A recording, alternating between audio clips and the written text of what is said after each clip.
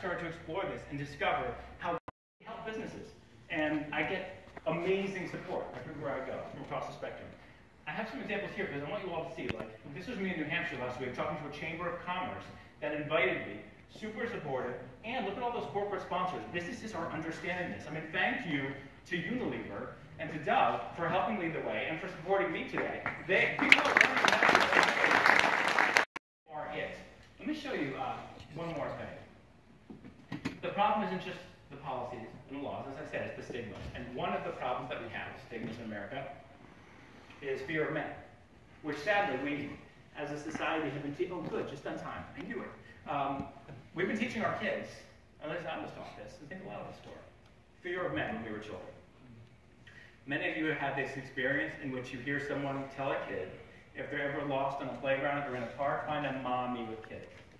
Only find a mommy. And what that does is it teaches kids early on this fear of men. Now, we all want our kids to be safe. And we don't want to do anything that will endanger children. I started looking into all sorts of statistics about abuse and kidnapping and other things like that. Ultimately, I got the top expert on this stuff at the National Center for Missing and Exploited Children. I said to her, I tell my children that in their lives, the amazingness of what's going on in America, they're not able to see it. They still hold on to the stereotype that a man's taking care of his kids, doesn't have a choice, can't be there, isn't as good as the woman, doesn't want to be there, all these other problems, is really lazy, is kicking his feet up, waiting for the mom to come home, do all this stuff. And they are missing that this community, stay-at-home dads in this country, are pushing the marker forward to make sure that we actually build toward gender equality in the future. This community is the thing that gives me the most hope that my daughter and my sons might actually have equal opportunities in their future. I want my kids to have the option to stay home or to work. I've proven in the book that's best for business, it's best for society, it builds a stronger economy. So now we can talk about just what's right and what's best. And what's right and what's best is for all of our children to have this choice, right? Mm-hmm. Yes? Okay. Yes.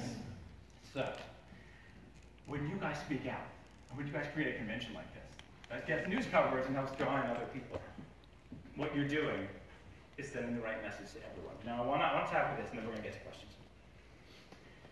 I want to ask you to think about this. What was your first dream? And not your overnight dream, and not any other kind of dream. Aspirational dream. Think back to you. I'm not going to. Think about your youth. All right. What's the first aspirational dream you ever had? Police officer. Right. DJ. Police. What? What'd you say? Basketball player? Teacher. Teacher. Nice. Astronaut. Rabbi. All right. We gotta talk. Right. So here's the thing. Here's the thing. Those are always the answers that I get. What you want to do.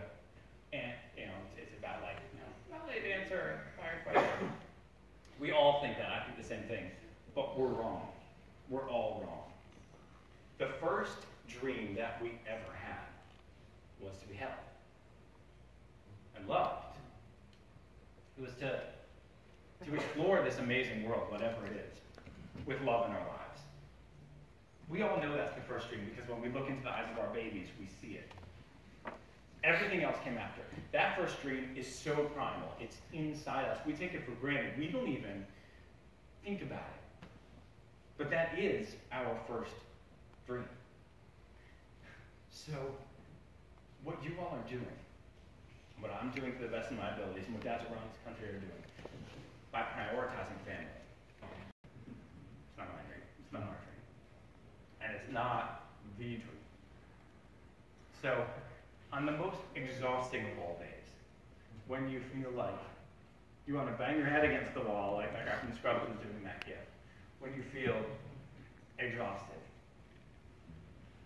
keep this in mind, that what you are doing is holding on to and living by the ultimate dream. To me, that is what makes you all in. Thank you, everyone.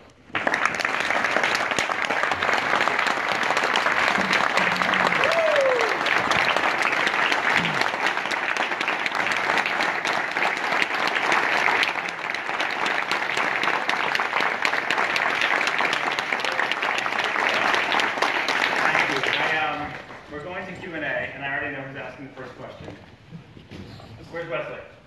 Where's Wesley? There he is. I promised him the first question. Probably the first question. Well, thanks a lot. So the question I have is, you ended with being an advocate, with being on message.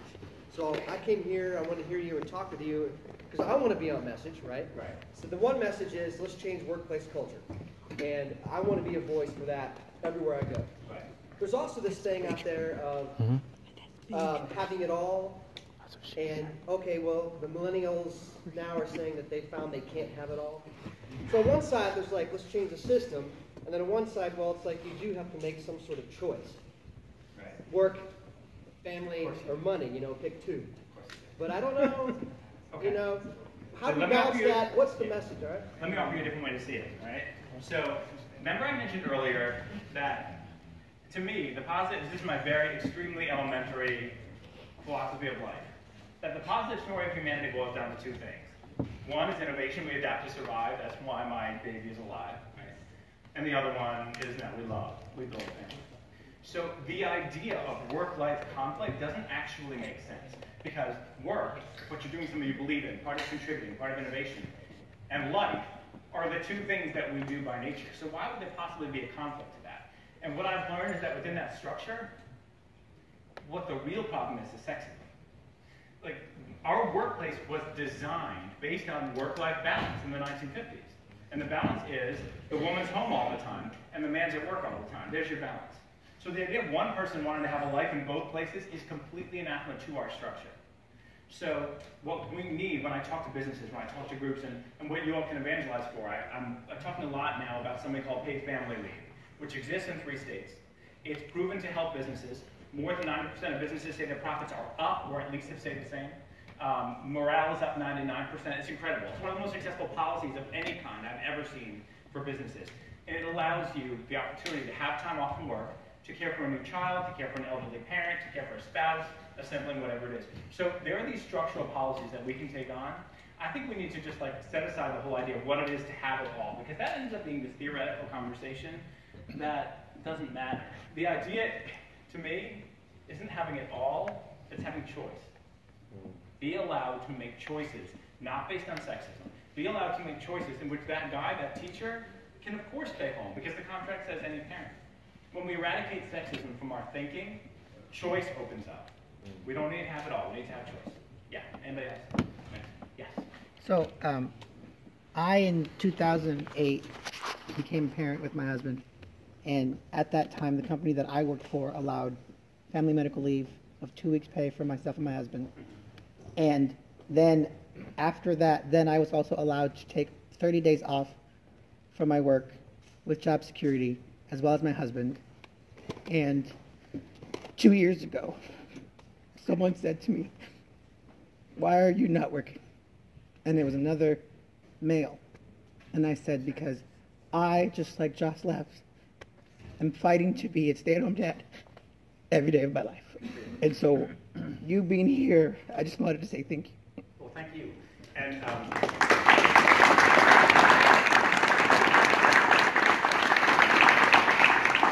yeah, I mean, I said at the beginning that there are a lot of guys that I met in the course of this who don't realize how many other guys are like them. And the sad thing is that it's because we haven't, because many men have been afraid to talk about it, particularly in the work sphere. Guys don't talk about it. When I was doing, I have that picture up of the company supporting me at the Chamber of Commerce.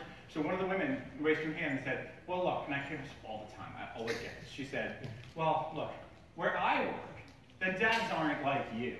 Where I work, the dads aren't all in. So I said, let me tell you something. Here are the facts. Working dads in this country, and the average workday, spend 3 hours a day caring for our children. 98 to 99% of dads who live with their children bathe them, clothe them, feed them, do homework with them, every day of the week, or at the very least, several days per week. And by the way, talk about stereotypes, among that group, African-American dads, black dads, are actually the most involved. These people don't realize in the workplace what's really going on with families. So yeah, so you have someone saying, well, why don't you work? As though you're not working incredibly hard already at home. That's also why there were morons who, when I first said I need this policy to take care of my kids, there was mass support, but there were also the idiots on the internet, and I don't read stupid comments, but some people made the mistake of showing them to me. And one guy was like, why doesn't he get off his ass and just start working like a man is supposed to? And I was just thinking, do you know the monumental and really sad stupidity that it takes for a person to think that someone at home caring for a preemie baby, a very sick wife, and 2 boys needs to get off his ass? Like, when am I ever sitting down at all? I have found that the more we talk about it, the better we get, because the stigmas are a bully.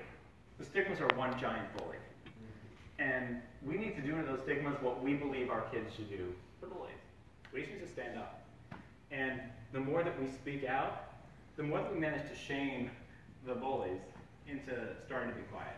And keep in mind, in your case it was a man, but if you haven't yet, there will be women who say the same thing to you. I get because that. they're the people who scrap with that. I get the women every day. Oh, every day, right. What are you doing? Oh, by the way, okay, where's Chris Bernal? Oh, there he is. Okay. Chris is listen to this, okay? So Chris is literally the nicest person, right, that you're ever going to meet. And so how is it physically possible that when he had this experience, we all did, you're on the playground, and you go to say hi to the moms who are there, and they kind of close off their circle because they're scared of you. Like, who's scared of Chris Bernal? That doesn't even make sense.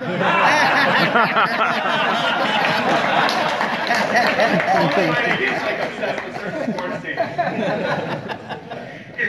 Have you seen his face on Dad in Charge? It's like, what's wrong with you? Like, how do you get scared of that? And so what a lot of these women are doing as well is ascribing to that old belief system. That if there's a man on the playground, what's he doing there? And that's why the thing about what we can teach our kids is so important. And this is also why, I'll mention now, another thing that we all need to do, less here because you've already done it, but men across America and women, is we need to take a good hard look in the mirror at our own attitudes, because while all these things exist, and they're super powerful, and we need to change them. I also have a chapter in the book in which I talk about male privilege and female gatekeeping, which boil down to the same thing. Male privilege is because we were raised a certain way. 12-year-old girls babysit for babies, 12-year-old boys don't. Well, there's no actual reason for that. That doesn't actually make sense. But we were raised a certain way, so sometimes it's easy to jump into that way of thinking. And female gatekeeping is the same thing. So male privilege is saying, well, you take care of this one, honey. It's really more yours, which some guys still do. And female gatekeeping is saying, no, that's not how you change the baby, honey. No, that's not how you do it. I got it. I do. And we have to also make sure that we are not subscribing to these beliefs. Yes, sir. When I was in high school, I actually did babysit. Good for And you. For babies, though? I babysat, but not for babies. I did, babies. and then when I joined the Navy, I had a friend of mine who had a baby, and she had to work nights. She needed somebody to watch the kid. At that point, I hadn't really changed a diaper, but I did. I watched her kid for her because nobody else would do it. She couldn't even get anybody to help her out, so I did, and to this day, we're still good friends. And the boy, he's actually 13 now. Was she shocked at your capability to do it well? No, she wasn't. She actually, I was one of the first people she came to after she couldn't find anybody. Yeah. So. After she couldn't find anybody. So you're not anybody. Anybody being a woman. She asked the parents. I was the first non-parent. The first non-parent. Good for you. Yeah. Anybody else? Yeah. Sure. Who's on? Do you think Here, talking about I've literally done that live on the air. I don't care. Just get a different stage.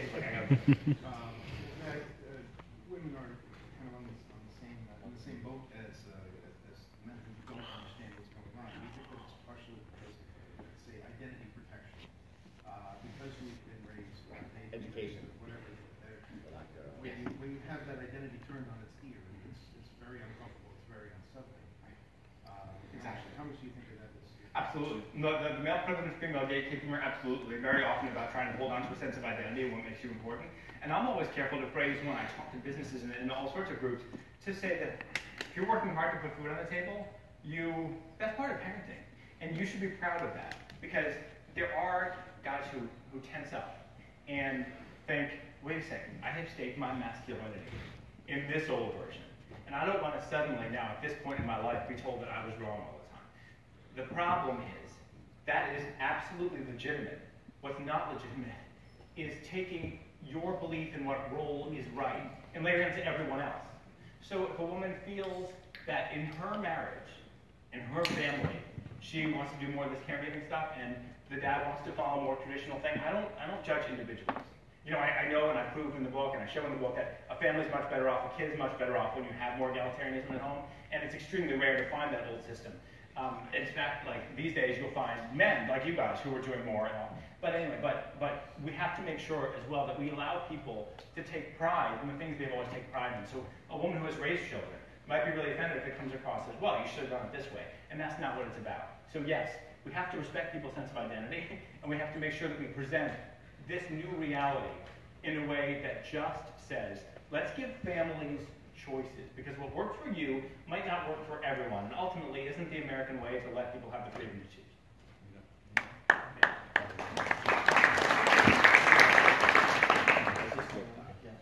I was wondering if your research turned up anything about the stigma and does it exist in the greater family besides the nuclear family?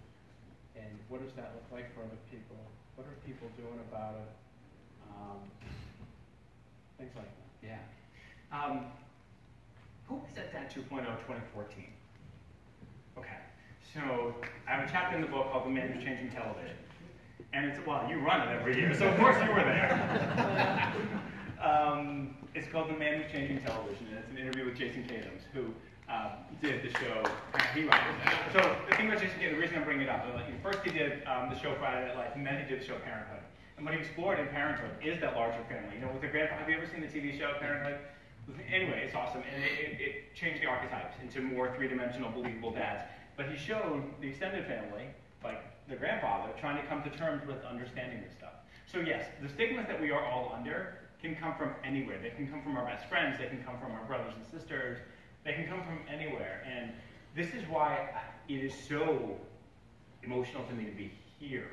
Because there is no group of people in America that's doing more to change that than you, stay-at-home dads. And even within that, the organized community of stay-at-home dads who are speaking out about being stay-at-home dads. Because this is a fraternity, which now explains why I was offered so much alcohol.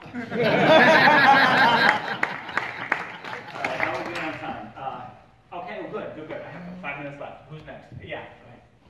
I was curious when you talk about your fraternity, are you also looking at non-traditional fraternity? The reason I'm asking, I kind of think I'm well. What I was asking was, my wife came across that the hospital that she worked at, they only offered FMLA unless you gave birth. Right.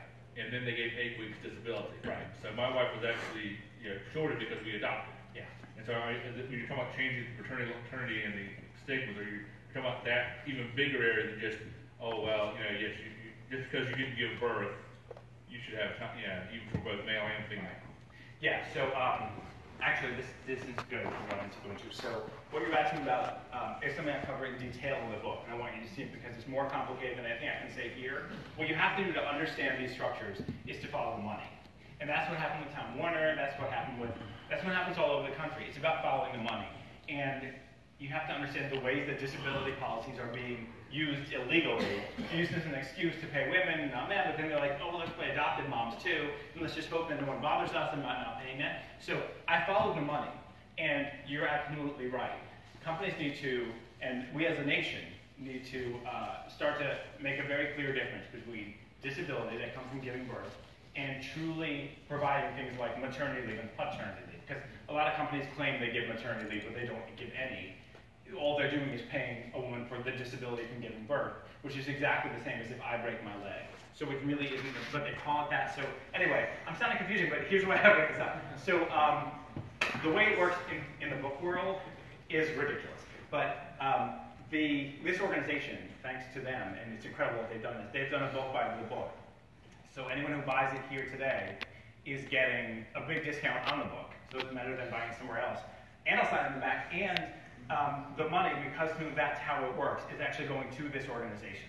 You know, honestly, personally, in my pockets, it doesn't make a difference to me if someone downloads it or whatever you do. But by buying the book here today, you are helping this organization, and you're helping make sure they don't take a loss on it. So that's really helpful. And you're also making a statement. You know, I hope that you do take a look at the book. and I hope that you do find information in it that helps you, and I hope that it helps you evangelize, or whatever word you want to use, for equality in America, because ultimately the only way that we win is to combat those lies, and that's why my being obsessed with facts happens to be convenient in this case, because I'm giving them to you. All right, one more question, and then we're going to tap. Yeah, tap. So besides doing interviews, you're going on radio shows, what other avenues would you suggest we pursue? Because, I mean, anytime anybody posts anything on our Facebook group, I always try to call them or email them and give my 2 cents just to help promote whatever story that is. But I see stories on the media all the time, but it's just like they fake. So who else should we attack or? Yeah, no, I'm glad you said that. And while you do this, I'm getting this out because you just reminded me. I want to get a widescreen panoramic shot. It's an amazing room, guys. So so the folks at Change.org have been like incredibly wonderfully supportive of the book, and the president of Change.org is one of the endorsers. They came to me, and we now have a Change.org petition. Where'd you go? I just lost you. There you are. Thank you. A petition calling on, and I know this sounds uber specific. It's a petition calling on the U.S. Chamber of Commerce to support paid family leave. And the reason is that I now know, when I've looked at the laws, policies, and stigmas, that if we can make this one very specific thing happen, that will change America. If we can get the U.S. Chamber of Commerce, which once said it would fight to the death to prevent this from happening, I explained in the book, they have now gone completely silent because the facts are in from the states that have it, and it benefits businesses. So we're in this really weird situation where we've kind of pinned them because we are the ones saying, let's do this, it's good for business. And they're still staying silent because they don't want to admit they were wrong in the past. So I'm doing strategic things to make this happen. That's also why I've been on Capitol Hill. I was in New Hampshire because we're pushing all the presidential candidates to weigh in on this stuff. And we're trying to make, and that's the first in the nation primary, and they're all swarming around New Hampshire. And by the way, anyone here from New Hampshire? Okay, well, everyone in New Hampshire has the ability to meet any presidential candidate they want any day of the week. It's astounding. So they helped me with this access. And so, yeah, I'm pursuing strategic avenues, and I'm going to keep writing about them, keep talking about them. But ultimately, I'd say being very public. Every time you see a false story in the media, contact the media, write them, write a comment at the top of the comment section, and send it out to everyone here to upload it and tweet it. These things, tweet the people who write the bad stuff. It's at the top of my Twitter now, you can see it. I tweeted at the top. I tried to get New York Times and New York Times Opinion to publish a letter or an op-ed correcting these lies, and they wouldn't do it. You know, retweet that if you want. Every time you see these lies out there, feel free to check on them or contact me. I want to hear about them. And then spread the word. That in and of itself will change the image. All right, let me see if I can get a widescreen picture of everybody. And you're holding up the book because it's time for me to go sign them, right? Oh, you're holding up the book because you're being nice for the picture. Widescreen. All right, and then what I'm going to do is I'm going to snap this, and then ready? 1, 2, 3, booyah! All right, I'm taking a few just to make sure they're not. You guys rock. Okay, I'm going to be in the back signing books. Thank you all very much, everyone. Thank you.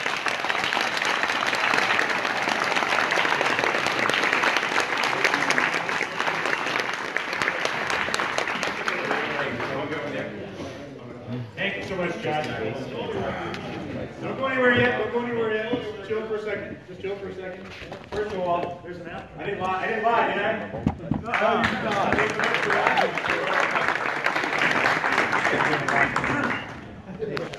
James?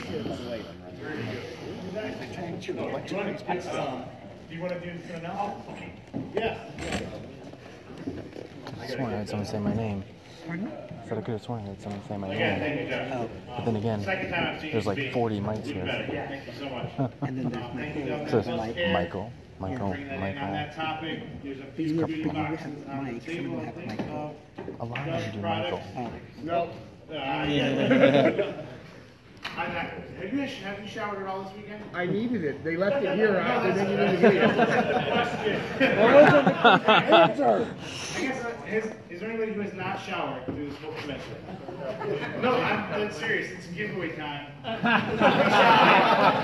There's one. Right there. Hey. There's one. I got one more. Just keep your armpit close. Right, stand like this. So you got one giveaway over here. That's a local dad. You know we don't shower all during the week. You guys don't be showering. My kids are at school now. I shower every day. There's one more giveaway. Help me be creative, Al. Who gets the Win Plus gear giveaway? I haven't shaved. Shave. Who's not shaved all weekend? Oh. This is a beer. No, I didn't shave. Look at I shaved. Oh, longest stay-home dad. Hogan. Hogan. 21 years over here. 21. What do we got, Hogan? 20. Oh, wow. Hogan's old, he can't count that. Yeah.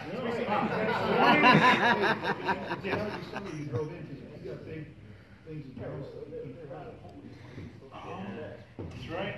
How about the guy who drove the longest, because he's going to need a Okay, local dads. Local dads. Who drove the farthest? No, we didn't. Jesse. Jesse drove from Florida to Virginia, then to here.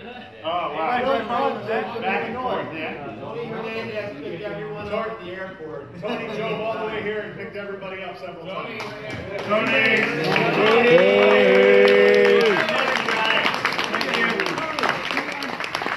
They said if you take to the airport, they wouldn't smell nice. You're helping each other, we're helping And ourselves. he hasn't showered all weekend, we know. Trying to be really about announcements everybody's kind of waiting for. Yesterday we had board elections, so you elected to the board. The board had a good hour to be excited and work out and get to know some of the new members, things like that. I'll kind of work from the bottom up. We have the 4 positions. There's a treasurer, there's a secretary, there's a vice president, and a president. The treasurer is CJ Trader, if he's still here. No surprise, he's been acting and transitioning over the last year because Jim made the announcement before. So thank you for your service. He's happy because we're a healthy organization right now, so that's an easy job. Secretary, this is kind of the voice of the board that keeps us organized, keeps us in the room as long as we need to, meetings, that kind of thing. Chris Berthold.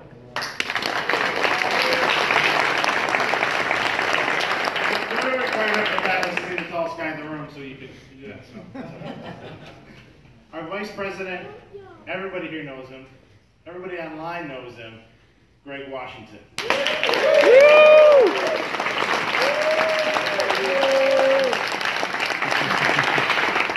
The president taking the National At-Home Debt Network forward for the next year is Chris Routley.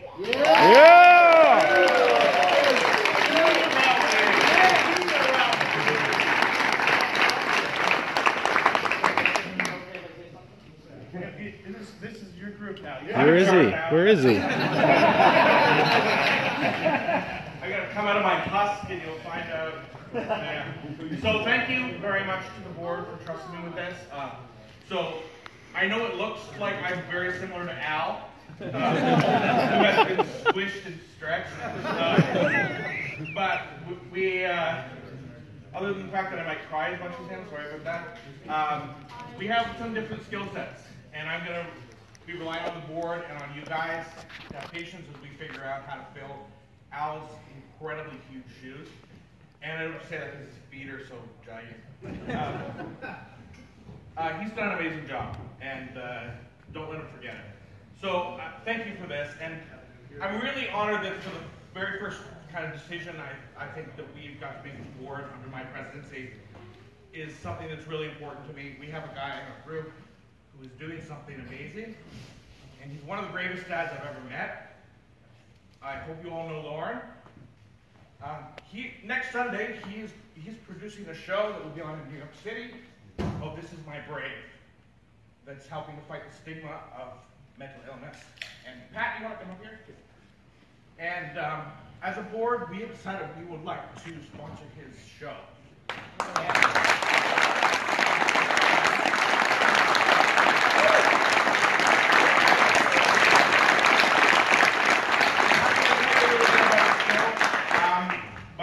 I'm particularly proud of this, and Lauren, we love you, and we're going to do whatever we can to support you. And if you go to thisismybrave.org, is that right? And read about it, Pat can tell you more about it, but I love that the sponsorship ball gets rolling tonight, and if you're in a position to join us to do that, do so. Here's Matt. Hi guys, wanted to give you guys some background on exactly what This Is My Brave is. So this is exactly straight from their mission statement. Our mission is to ignite and actively promote through community programs and social media a positive, supportive national conversation about mental illness for those who live with or love someone who lives with a mental illness. Through the sharing of stories and experiences of those in recovery, we expect to provide a sense of community and hope, and encourage others to share their stories. We believe that each time one of us shares our story, there's another crack helping to break down the stigma of mental illness. Right now, it's time to be brave and bring mental health issues into the spotlight because they've been in the dark too long. We believe in the power of community. There's strength found in people coming together to propel a movement forward, which is why we created our organization. So that's what This Is My Brave is.